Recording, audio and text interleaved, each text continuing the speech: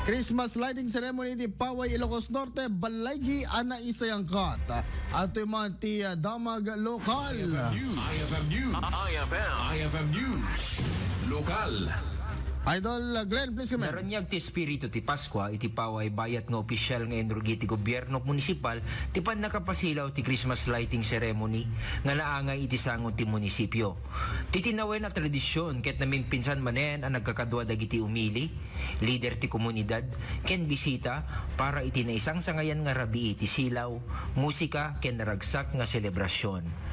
Nalukatan ti programa ti panagpabuya dagiti ubing, kas may isa nga mangpasingked, nga ti Paskwa ket panawen dagiti ubing tapno makaawat dati regalo ken ayat ti nga lubungan. Nagyaman met ni Mayor Sheila Galano kadagiti amin nga nakipagpaset tapno agbalin nga napintas daytoy nga Pasken. We are about to witness is more than just the illumination of our municipal hall.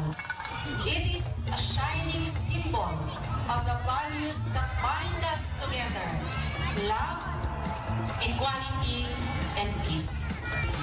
Love is at the heart of Christmas. It is the love that connects us, no matter where we come from or sino tayo ako. Dahil nga yan, di pangpatpatinker, di pamilya, di panagbibintulig kayo, kasbaysan, a komunidad, ken diili tayo. Indauluan pa ni Mayor Sheila, kadwa na dagiti sanggunyang bayan members nga indauluan met ni Vice Mayor Lea Buduan, ken daduma pa a lokal nga opisyal, di ceremonial switch on anang silaw ti sango ti Municipal Hall.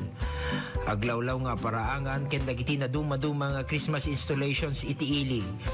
Bayat ang nasindihan dagiti silaw na awis amin nga kakailian ti Paway, ken ti daduma pa nga ili tapno umay damet buyaen ti naisang sangayan nga Pasko ti Paway, ken ti kinapintas ti aglawlaw ti Paway no rabii.